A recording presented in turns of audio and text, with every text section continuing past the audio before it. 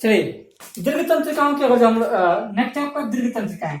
दीर्घ तंत्रिका के बारे में अगर जो हम लोग जाने तो रेटिना में बहुत अधिक, रेटिना में जो होता है, जो अभी हम लोग रेटिना के बारे में पढ़े तो आगे बता रहा है आपका कि रेटिना में बहुत अधिक संख्या में प्रकाश की सुग्राही कोशिकाएं प्रकाश की सुग्राही कोशिकाएं होती है। रेटिना में जो होती हैं बहुत ही अधिक संख्या में प्रकाश की सुग्राही कोशिकाएं होती हैं, जो प्रकाश के आने पर क्या होती हैं, जलती हैं, प्रदीप्त हो जाती है, यानी जलती है। जैसे प्रकाश आता है रेटिना पे पड़ता है, उसमें उपस्थित प्रकाश सुग्राही जो होती हैं वो क्या हो जाती है, प्रदीप्त हो जाती है, यानी जलने लगती हैं। तथा विद्युत सिग्नल वहां पे क्या होता है, उत्पन्न होता है। क्या उत्पन्न होता है, विद्युत सिग्नल उत्पन्न होता है। और ये विद्युत सिग्नल दीर्घ तंत्रिका द्वारा मस्तिष्क तक पहुंचा दिए जाते हैं। और ये जो विद्युत सिग्नल आता है हमारे, जब विद्युत सिग्नल उत्पन्न होता है तो वह दीर्घ तंत्रिकाओं के द्वारा ही हमारे मस्तिष्क तक पहुंचा दिए जाते हैं। और मस्तिष्क इसकी सूचना का अध्ययन करता है, जिससे हमें कोई भी वस्तु वैसी दिखाई देती है जैसी वो वस्तु होती है। देखिए एक बार फिर समझिएगा, दीर्घ तंत्रिका होता क्या है।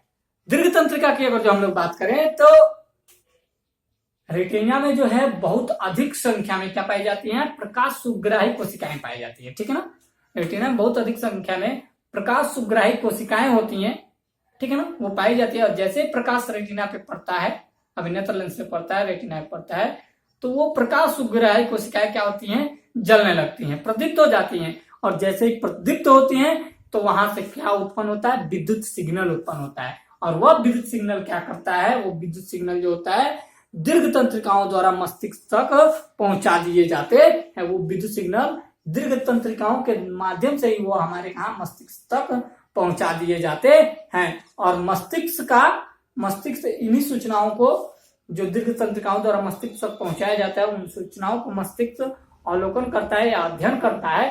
और फिर जाके हमें वस्तु क्या होती है, उस प्रकार की दिखाई देती है जिस प्रकार की वस्तु होती है। ठीक है, तो ये होती है दीर्घ तंत्रिकाओं का कार्य, विद्युत सिग्नल को मस्तिष्क तक पहुंचाना। ठीक है, तो इसमें हम लोग लिख लेंगे कि रेटिना में बहुत अधिक संख्या में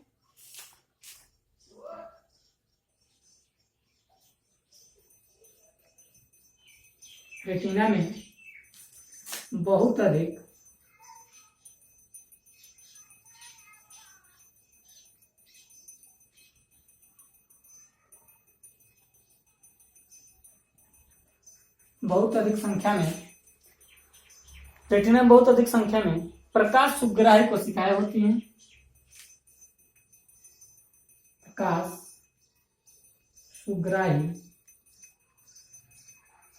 प्रकाश सुग्राही कोशिकाएं होती हैं।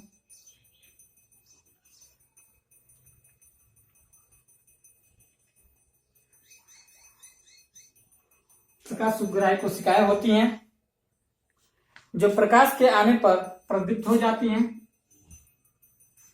जो प्रकाश के आने पर जलने लगती हैं या प्रदीप्त हो जाती है, जो भी लिखना लिख लीजिएगा, जलने लगती हैं तथा विद्युत सिग्नल उत्पन्न करती हैं।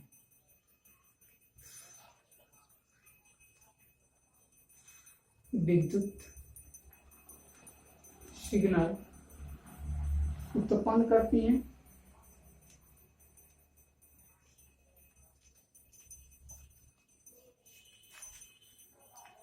विद्युत सिग्नल उत्पन्न करती हैं।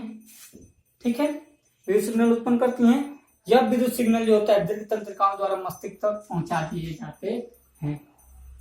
यह विद्युत सिग्नल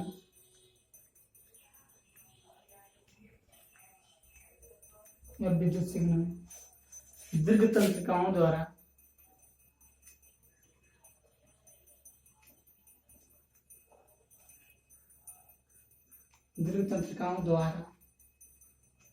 कहाँ पहुंचा दिए जाते हैं, मस्तिष्क तक। दीर्घ तंत्रिकाओं द्वारा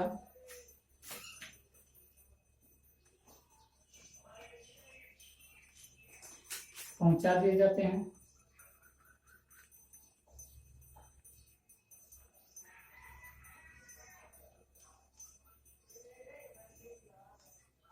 जाते हैं, पहुंचा दिए जाते हैं, ठीक है, पहुंचा दिए जाते हैं। और मस्तिष्क इन सूचना का अध्ययन करता है,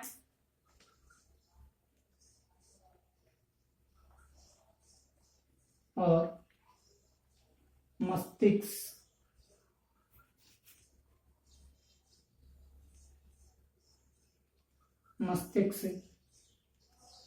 इन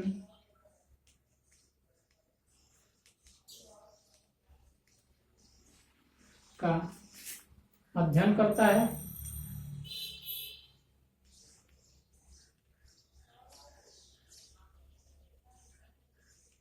अध्ययन करता है। मस्तिष्क इन सूचनाओं का क्या करता है, अध्ययन करता है,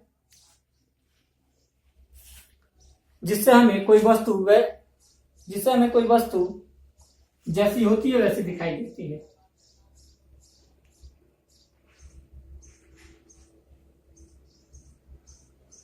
कोई वस्तु जैसी होती है वैसी दिखाई देती है।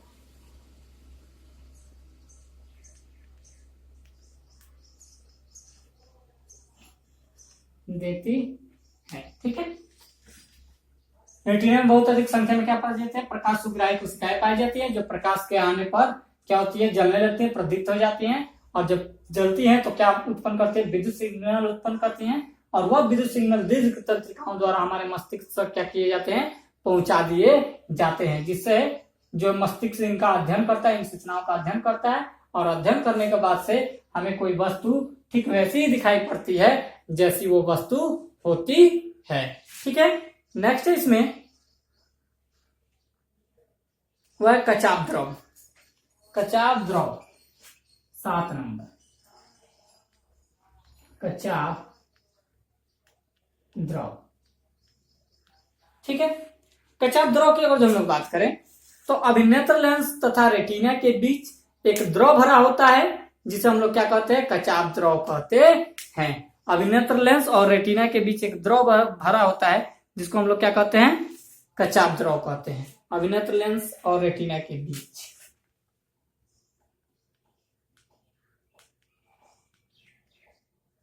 अभिनेत्र लेंस और रेटिना के बीच एक द्रव भरा होता है,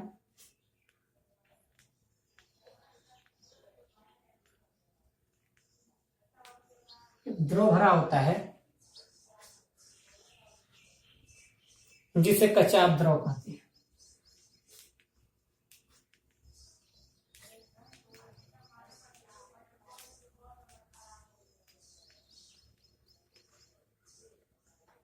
जिसके कहते हैं कचाप द्रव कहते हैं। अब इस कचाप द्रव में जो होता है, ठीक है, एक्वस ह्यूमर होता है और ब्यूटियस ह्यूमर होता है, ये 2 तरह के होते हैं। ठीक है ना। तो एक्वस ह्यूमर नामक जो द्रव होता है वो नमकीन द्रव भरा होता है। एक्वस ह्यूमर कचाप द्रव में ही होता है, वो एक्वस ह्यूमर, ठीक है ना, याद रखिएगा। एक्वस ह्यूमर नामक द्रव होता है जो नमकीन होता है। कैसा होता है, नमकीन होता है, और आंसू जो होता है इसी द्रव से बनते हैं। एक्वस ह्यूमर नामक द्रव से क्या बनते हैं, आंसू बनते हैं। ठीक है ना। हमारे आंसू जो निकलते हैं उसका स्वाद जो देखिएगा चख का नमकीन होता है, तो वो नमकीन होता है, जिसको हम लोग एक्वस ह्यूमर बोलते हैं। एक और होता है, लेंस के पीछे होता है विट्रियस ह्यूमर। ठीक है ना। वो भी द्रव हमारे नेत्र के पीछे वाले भाग में ब्यूटुमस ह्यूमर नामक पतली जैसी द्रव भरी होती है, जो एस्कोलरा के नीचे काले रंग की झिल्ली के परत होती है, जिसे कोराइड कहते हैं। हम लोग क्या कहते हैं, कोराइड कहते हैं। ठीक है ना। तो खैर आप कचाप द्रव नोट कर लीजिएगा। अब इसमें यदि कोई टॉपिक आपका छूटा होगा तो उसको आप लोग नोट कर लेंगे इसमें मानव नेत्र में। उसके बाद हम कल अब आगे पढ़ेंगे हम लोग समंजन क्षमता क्या होती है, दृष्टि दोष क्या होता है, दृष्टि दोष कितने प्रकार का होता है, और दृष्टि दोष से संबंधित और भी चीजें हम लोग जानेंगे। ठीक है ना। दृष्टि दोष कितने प्रकार का होता है, निवारण और उसका उपचार हम लोग कल पढ़ेंगे। आज के लिए इतना, और जितना पढ़ाया गया है आप आज इसको फेयर करके और फेयर करने के बाद से इसको तैयार कर लेंगे। ठीक है, धन्यवाद।